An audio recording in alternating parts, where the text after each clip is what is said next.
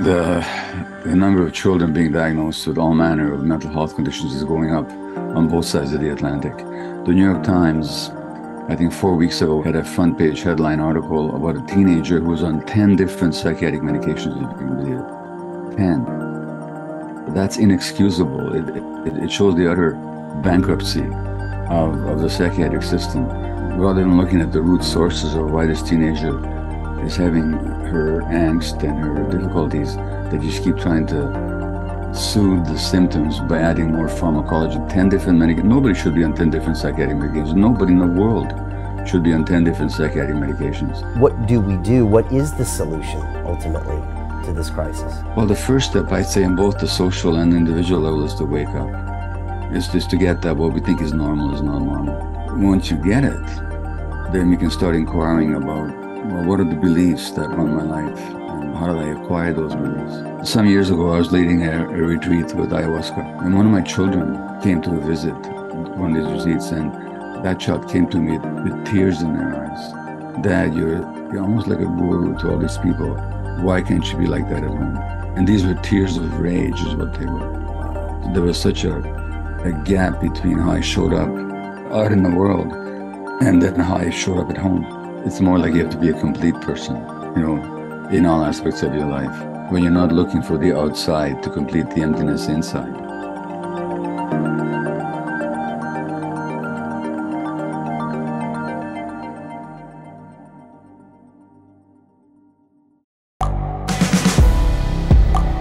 The world is changing. Inspiration is everywhere. It has never been so easy to connect, share, and bring people together. We're learning from others and finding the best in ourselves. Challenging our beliefs. Sharing our vulnerability. Overcoming our fears. Transforming ourselves so we can transform the world. How far can we go? This is London Real. I am Brian Rose. My guest today is...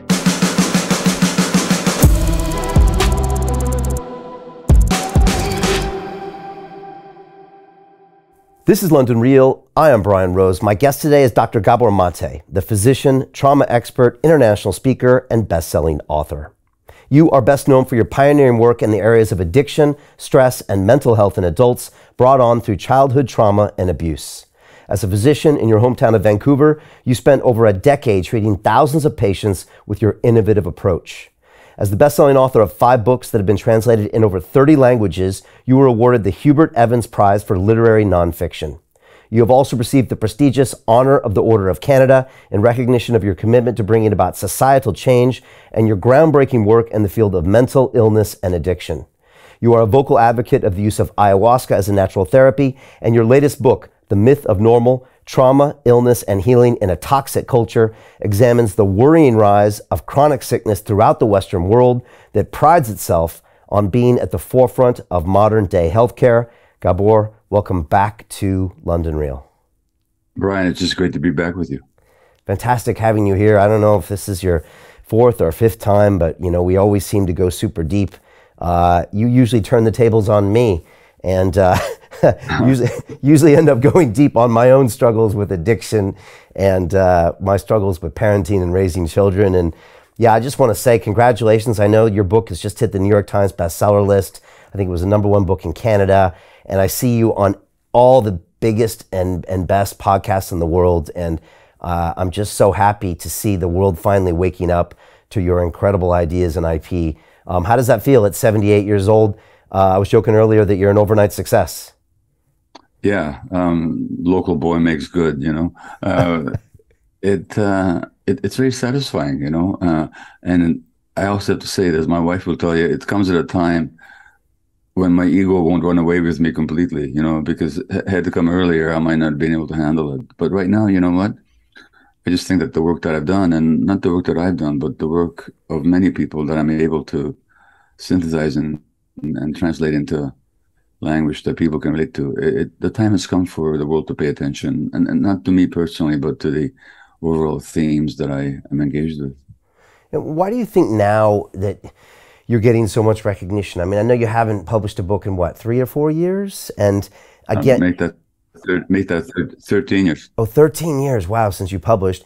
And again, I think you and I were talking earlier, people know your material through conversations you've had on independent media, including our show over the years. Maybe they were waiting for a good reason to have you on, and then you have this groundbreaking book that you've spent so much time on and co-wrote with your son. Was this just kind of a perfect storm for finally you being out in the open and being in the front pages? Well, I think quite beyond me, in the last 10, 15 years, there's been increasing awareness on the part of more people that something is fundamentally wrong. As a society goes into crisis, which Western society clearly is facing, more people start looking for answers. They start looking for the roots of problems rather than just, how to deal with the symptoms. And so my work has coincided with that. And so, and when you say perfect storm, then in the aftermath of the COVID epidemic, which I know you've covered from various angles, people are hurting. People are, should we go back to the normal? But then people say, well, what was the normal before? Wasn't so good, was it? So I think more people are asking questions. And so anybody who has some degree of answers and wants to delve into the deeper issues, like myself, we get some attention now. Yeah. And you mentioned COVID. I think the last time you were on was April 2020. Everything was just starting to happen. You were in that room, I remember. We had never done a remote episode before. Usually you're in London, in my studio in a chair right across from me. And you were talking about what you were trying to deal with there in Vancouver. And I know that was also a chance where you canceled all your travel arrangements and you actually had the chance to work on this book and also see maybe all this additional trauma going on in the world because of all of that lockdown.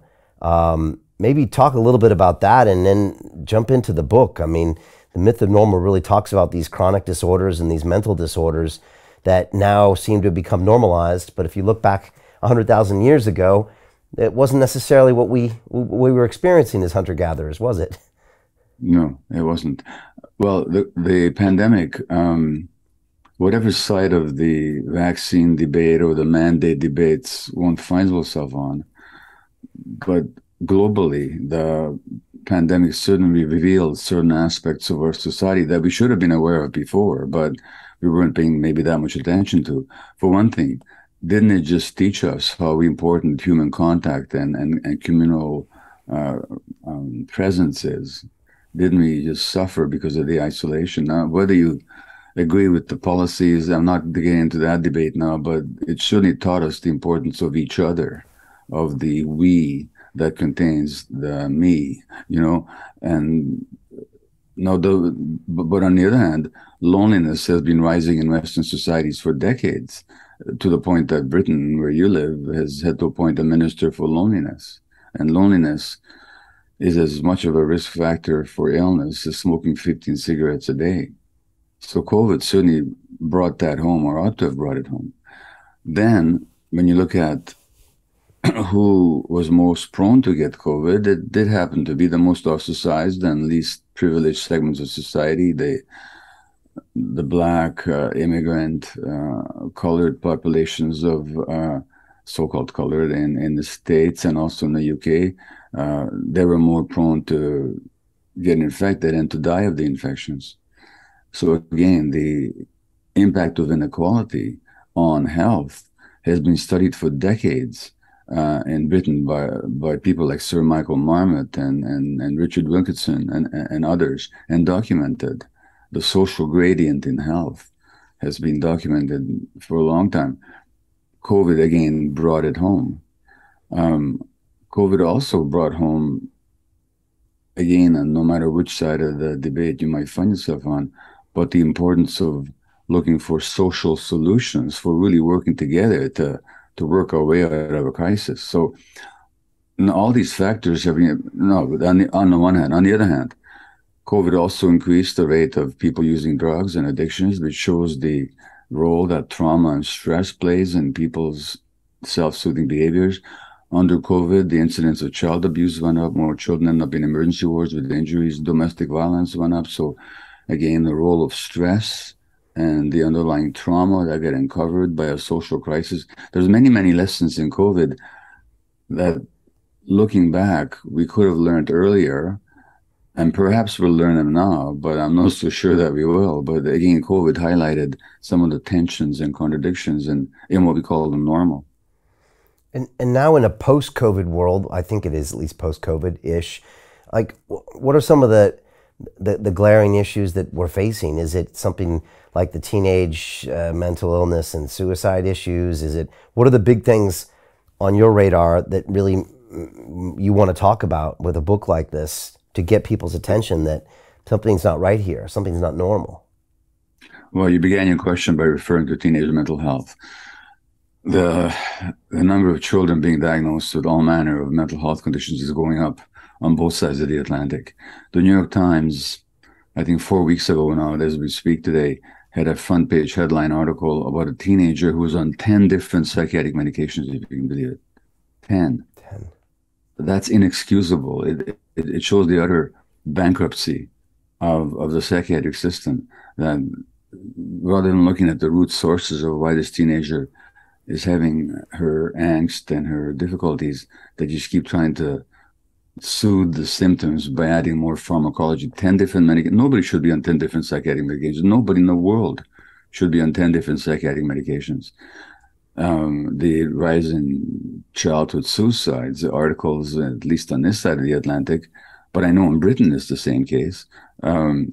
Articles in the New York Times and the New Yorker wringing their hands about the alarming rise in childhood suicides. But the conversation always takes place without any mention of trauma, which is the fundamental dynamic in all of these conditions. And so on the one hand, we're desperate over the rising tide of mental distress that's besetting our youth. On the other hand, we're not looking at the causes, and that's one of the intentions of our book, is to look at, well, what's really going on here. Let's talk about trauma a little bit, because I distinctly remember you being here in London 4 or 5 years ago when we sat down and we were talking about, I'd gone to run an Ironman race, and my nemesis on the race was John Joseph, and he had suffered some childhood sexual abuse. And I was kind of revisiting some of the issues of my parents getting divorced when I was 7. And I remember I casually remarked to you, Gabor, I said, well, my trauma was nowhere near as bad as John Joseph's trauma. And you said, hold on, Brian, that's not true. Because if you didn't properly, I think, process it mentally, it's very hard to quantify trauma.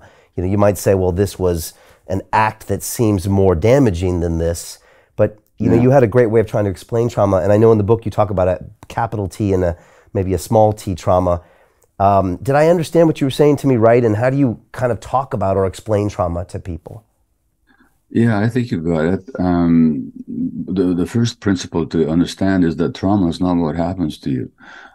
So if you look at John Joseph's case, in your case, you might say, well, he was really traumatized. I wasn't, because you're looking at what happened to you. But trauma is not what happened to you. Trauma is what happens inside you.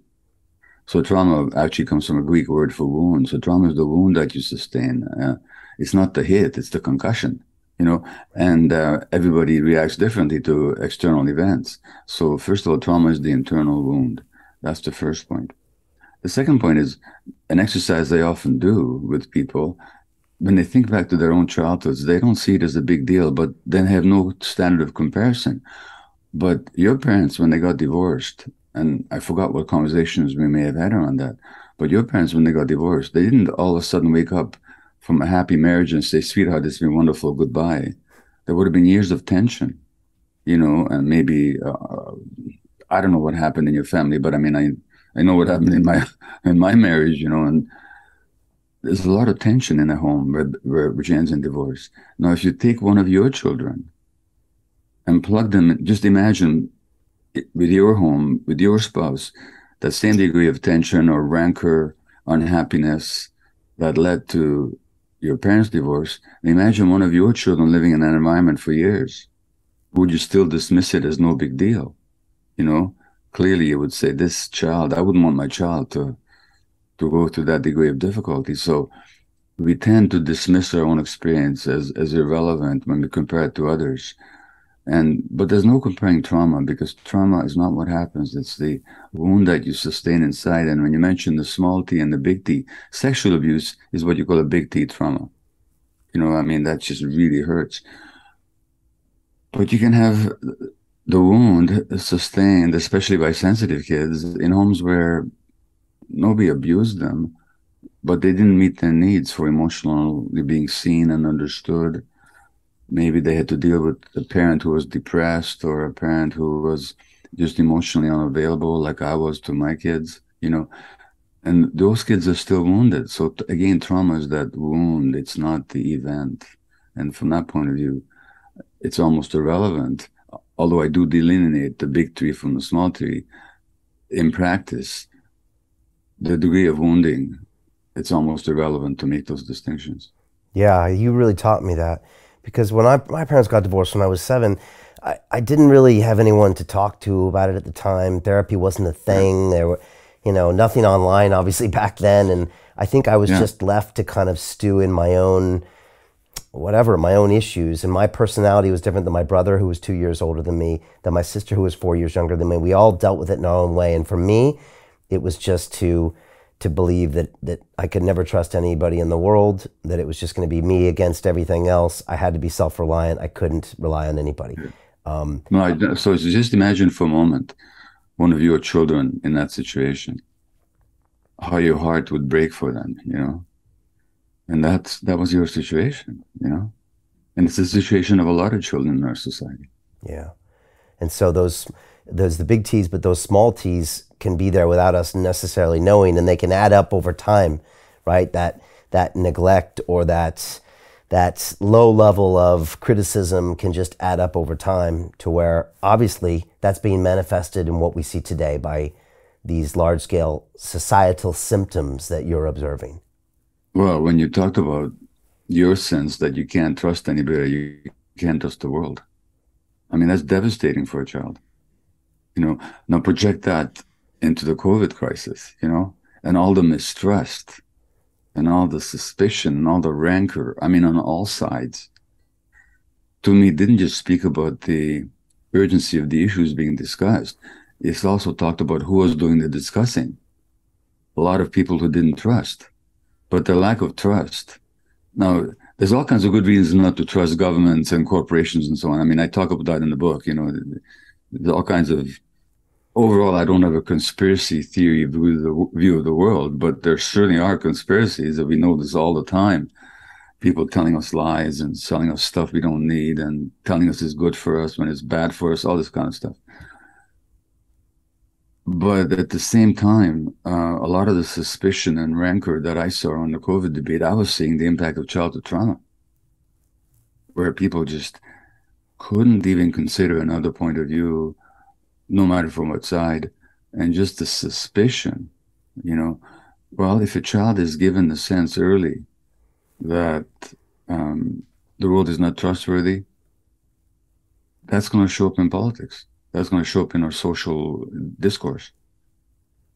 Right. So I see what you're saying. It was almost like the COVID perturbed the system, and from that tremor, you could see the embodiment of perhaps decades of trauma on a society, on the world, and now you could see these reactions that just didn't seem logical, normal, but we had never had a society this traumatized. And so that's I guess that's what you witnessed when you saw that. That sums it up. I remember reading about a pastor and about podcaster in Florida, who apparently has got hundreds of thousands of followers, and he believed that the vaccine was a conspiracy by the Clintons and Bill Gates to introduce a microchip into people's circulations just to control them. Okay? Now, if this guy went to a doctor and said, I believe that there's a conspiracy to put a microchip into my circulation so that I could be controlled, he'd be diagnosed as a paranoid schizophrenic. But when you put it into the COVID debate, it sounded plausible to a lot of people. Now, it's not that I put conspiracies past the Clintons or the Gates or anybody, anything is possible in this world. But I don't, for one thing, I don't think they have the technology yet to introduce microchips into people's circulations through a vaccine, on the most basic level. But when I thought about that man who had that theory, I thought, well, at some point, from an emotional point of view, it makes sense, because I'm pretty sure that at some point he probably was very small and very helpless, and people were controlling him in a way that was harmful to him. In other words, he was projecting into the political debate a personal experience of trauma, not realizing that that's what he's doing. So that, to me, there's always a kind of emotional sense behind even the most fanciful ideas, that even if the content of the ideas seems self-evident nonsense, the emotional contact, I think, comes from trauma. Okay. Yeah, you mentioned medication earlier, and I'd love to talk about it. I think you said at one point that 70% of all adult Americans are on a medication. Something like 70% are at least on one medication, yeah. And 40% are on two or more. That's the statistic that I saw from the Mayo Clinic, I think. What do you make of that? And as a doctor yourself, what is the right amount? What is the solution? What is the future? What does that tell you? So we can look upon pathology as individual misfortune or genetic inheritance. But that doesn't explain why I think the rising rate of people on medications, because genes don't change over a short period of time. Now, if you put aside the issue of individual pathology, and if you say, well, what's going on in a society, then you have to understand the scientific basis. This is not fancy. This is not intuition. It's not conjecture. People are actually biopsychosocial creatures. That means that our biology is very much affected by our psychology. And needless to say, our psychology cannot help be affected by our social relationships from in utero onwards. So we already know from lots of studies that the emotional states of the mother while she's carrying the baby has an impact on the brain development of the fetus and on the future physiology of the infant. You can trace this for decades after the pregnancy itself. So, in other words, the emotional states of the mother affect the physiology of the infant, but the emotional states of the mother are obviously connected to her social situation, her economic status, her own family history, her own history of trauma, her own race, and so on. So that what we call individual pathology is actually the manifestation of a biopsychosocial process. That's our scientific nature, or scientifically stated, that's our nature as human beings. So therefore, we can, now indigenous, by the way, I know you and I have both worked with indigenous modalities, and indigenous cultures have always understood this. They didn't have the science that we have, and thank God for the science that we do have.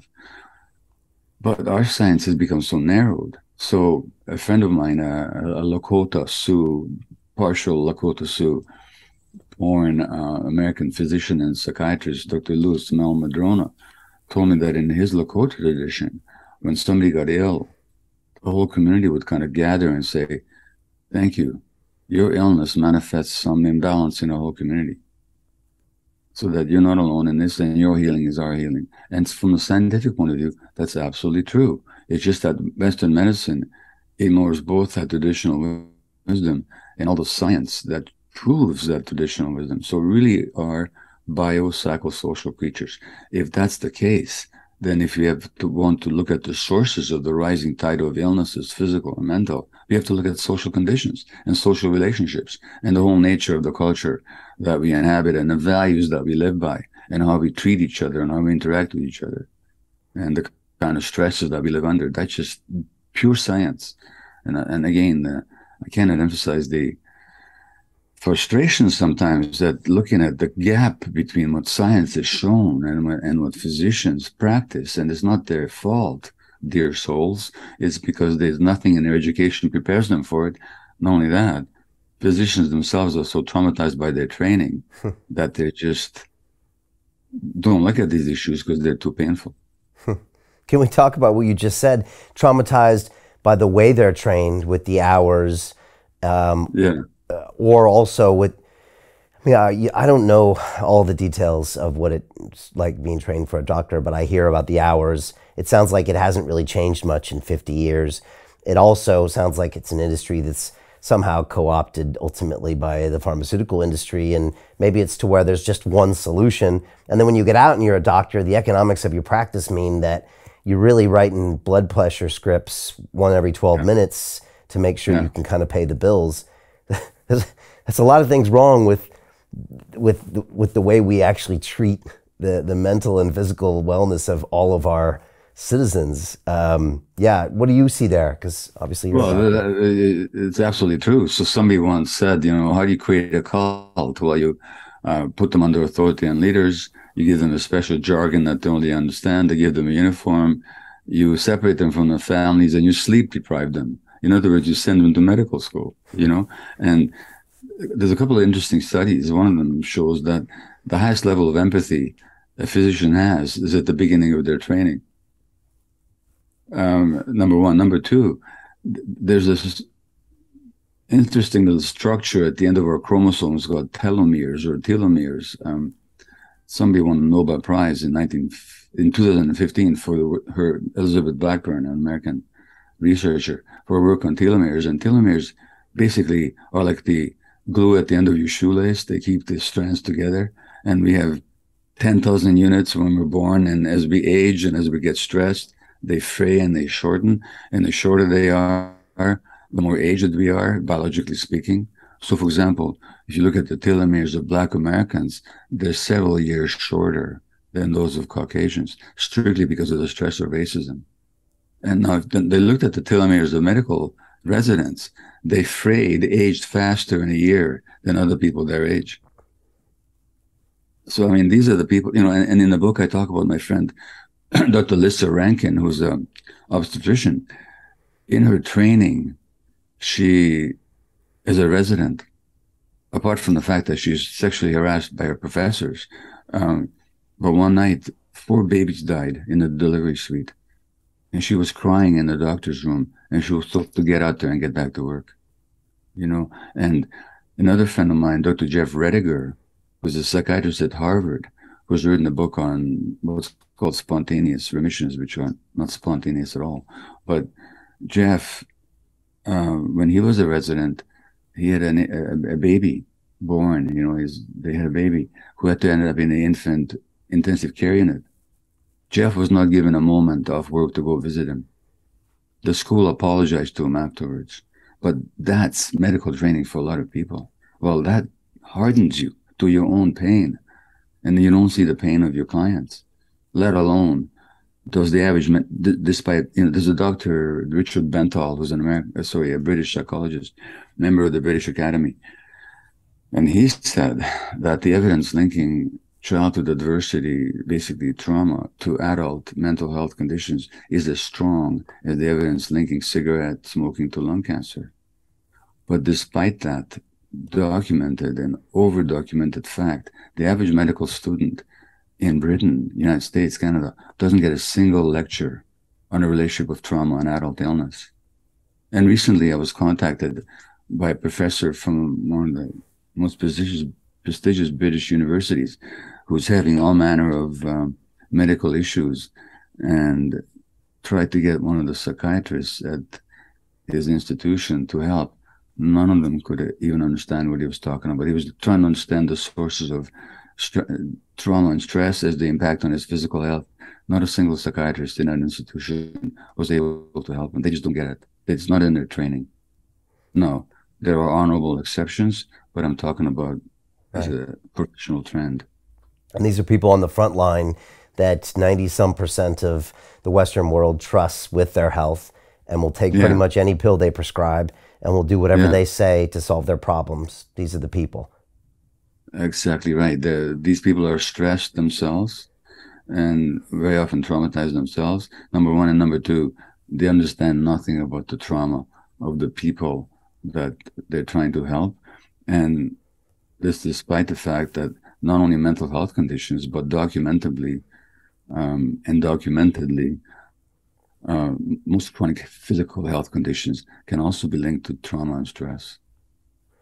So I don't want to skip to the end, but a part of me wants to say, what do we do? What do we do, doctor? Like, what do we do about all this? And you're getting a lot of attention now with this book, which is fantastic. But, you know, what do we do? What is the solution ultimately to this crisis?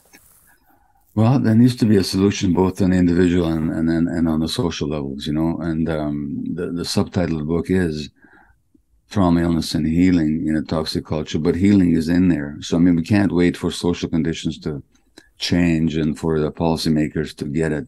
You know, people do need to act, take responsibility for their own health, you know, in the face of daunting conditions. Well, the first step, I'd say, in both the social and individual level is to wake up. It's just to get that what we think is normal is not normal. That the way we're living, there's this confusion between the word normal and natural and healthy. We tend to conflate the two, which is true in certain areas. For example, as a physician, I can tell you that outside a certain normal range of blood acidity or blood temperature or blood pressure, we can't sustain life. So that range is normal, and it's also healthy and natural. But when we apply that to social conditions or the way we live our lives or the assumptions we make about ourselves, what is the norm is no longer healthy nor natural. So the first step is we got to wake up to that fact. We just got to get it. Once you get it, then we can start inquiring about, well, what are the beliefs that run my life and how did I acquire those beliefs? Like if in your case, at some point, you probably had to ask yourself, how is it that I don't trust the world? How is it that I lack trust? And well, okay, stuff happened to me. It's not, I was born trusting, weren't you? As an infant, you're full of trust. Yeah. In fact, you have to be. Look at, you know, so if I developed a lack of trust, number one, how did I develop it? And number two, how's that affecting my life today? How's that affecting my capacity to interact with human beings, to have intimate relationships? How does it affect how I relate to myself and my work and so on? So there's got to be this awakening and there's got to be an inquiry. Yeah, I almost have to kind of counteract my trust issues and just force myself to trust because I know I have this paranoid deficit of that. So I'm a little more self-aware. I think after you and I spoke, when I was filming our last movie, Reconnect, I went home and actually put my mom and dad on camera and asked them about the divorce. I probably traumatized them by doing it. But I got... No, you didn't. You may have upset them, but you didn't traumatize them. Right, okay, that's a good point. I definitely upset my dad, I think. But I completely re-understood what happened there, and it wasn't the story I had told myself. I actually saw it from their perspective and their growth, and then I kind of got to see the benefits I got from it, and I unpacked the whole piece to where, for me now, that's no longer necessarily a bad thing that happened to me. It's just something that happened to me that has positives and things I need to look out for now. So I've kind of processed it, I guess, I think. I'm sure there's parts I haven't. So there's a film made on my work called The Wisdom of Trauma, which, by the way, is available online. And one of the senses in which I mean the wisdom of trauma is that if you work it through, you do gain a lot of wisdom. You learn a lot, don't you, about yourself and the world. Not that we should deliberately traumatize anybody so that they can learn from it. I mean, there's other ways of learning. But the fact is that people that have worked through their trauma, like a lot of people, as you know, through the addiction world, who have really looked at their habits and where they came from, and they learn a lot about themselves. And to that degree, they become much more at peace with themselves and the world, and much more compassionate in their approach to themselves and to other people. So there's a wisdom to be gleaned from working through one's trauma. Yeah. You know, in the book, you talk about, you know, anger and rage and some other primal emotions like lust and fear. And you kind of talk about them as if it's something that we need to understand, that these are emotions, which means by definition, they're not wrong. And there's a place for them, as opposed to just suppressing them. And I wanted to ask you about that because my boys are now 5 and 6 years old, Damon and Caden, and you know, we have rage that happens between these two brothers, and sometimes it can result in a hit or a bite, and I'm constantly trying to manage it to where I don't want them to suppress it, but I kind of want to get them to observe it to where maybe they don't have to just behave, to react immediately to it. And I'm sure I'm doing something's wrong, but how do you get us as adults and maybe even children to get in touch with these primal emotions and allow them to flow, but also not allow them to dominate us? Yeah, I mean, I certainly remember the same dynamic between my two sons who were 3.5 years apart, and sometimes it was so distressing, because you want love in your family. You don't want these kids hating each other, Well, so first of all, sibling rivalry is as old as humankind. It seems like if you go back to Cain and Abel in the Bible, not a very happy outcome, but it's certainly that old. So much of it depends on how the parents. First of all, the oldest child never demanded that you bring somebody new into the house to dethrone him from the parents' attention. Why should he like it? Why should he not resent it? The younger child never had the experience of not being dominated by and kind of looked down on and resented by, or that's the youngest child experience by somebody older, and so there's going to be conflict there. By the way, especially in modern society, because the other thing we have to say here is that human beings were never meant to parent in isolated nuclear families. So that we evolved. You referred earlier to the hunter-gatherer phase, which even in the life of our own species, Homo sapiens, let alone our hominin evolutionary ancestors, which we're talking millions and hundreds of thousands of years. But just take the life of our own species. If the life of our own species, Homo sapiens, can be expressed in 1 hour, then until 6 minutes ago, we lived in hunter-gatherer tribes. And children were not stuck in a home, 2 siblings with parents who, one of them was away the whole day working at least. They were out there in nature, playing with multiple playmates of all ages under the benevolent gaze of adults. There you wouldn't have had this dynamic, right. So part of it is a function of our, what we like to call our civilization. But now that we're here, so one of the determinants of how this will go down is how do you react when this happens? If you can stay mindful and calm and connected and regulated, that'll teach the kids that it's possible to stay regulated in the presence of stress. If you get all uptight like I did and start yelling and so on, that just feeds the fuel for their fire, So part of it depends on how do the parents respond. Secondly, naturally, you can't allow kids to hate each other. You just can't allow the older one to beat up the younger one. You can't allow that. But the question is, who steps in? Is it a rageful, triggered adult? Or is it a self-regulated adult who says, no, your brother's not for hitting? And in that moment, you're not trying to teach anything. You're just simply trying to teach that this is not acceptable, period. But you're not teaching emotional self-regulation. Now, after the episode is over and you're reconnected with the child, and you're both calm, then you say, oh, you must have been very upset when you hit your brother. What was going on for you? You must have been very angry. That's when, so you don't try and teach them the language in the middle of the crisis, because in the crisis, they're in flight and fight mode. No learning takes place.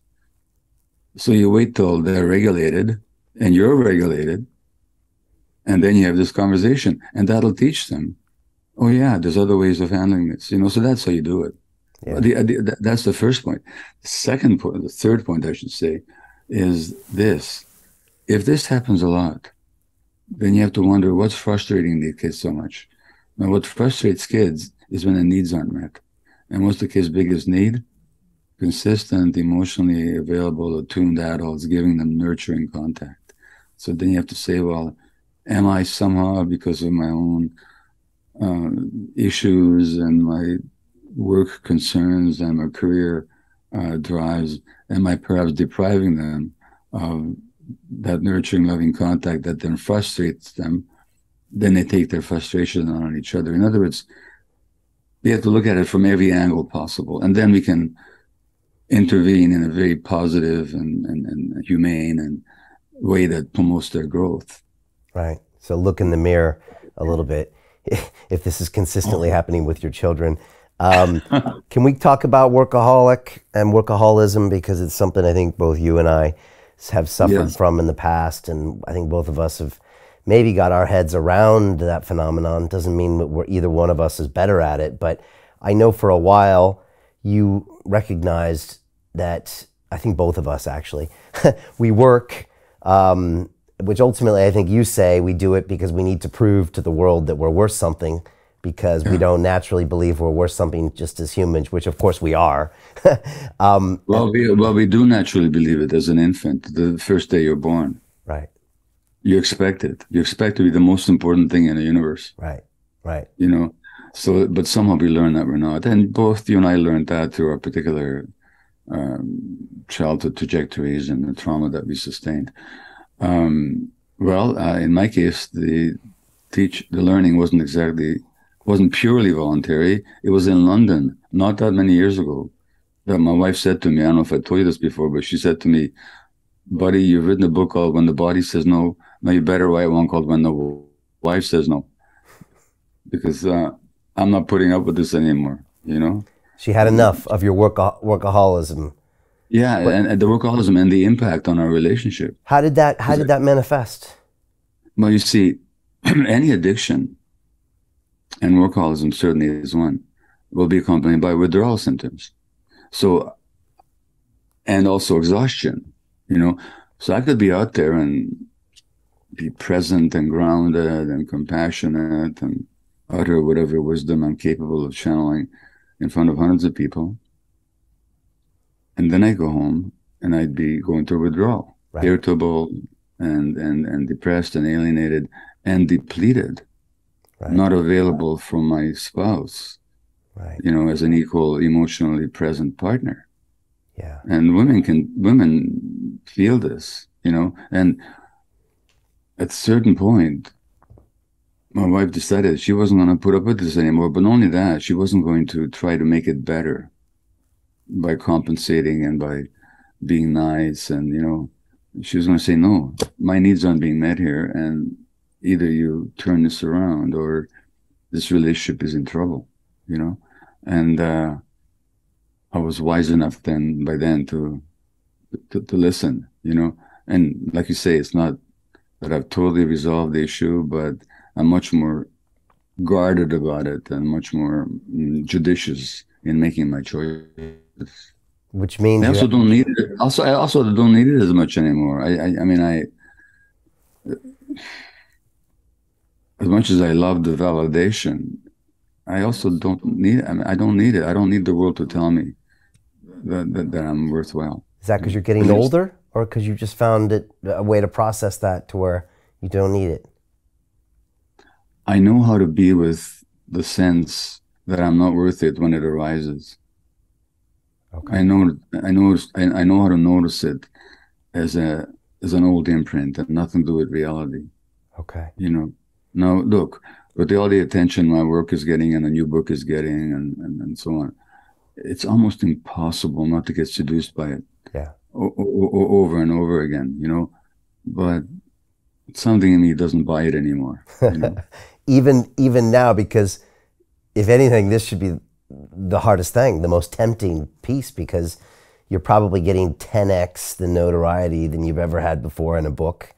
And you know, so this could be the dangerous time, right? The relapse moment for that person to have that drink or for you to go back. But you're finding that you're okay. You can be okay with it. I'm finding, I don't want to be categorical about it, but I'm finding I'm...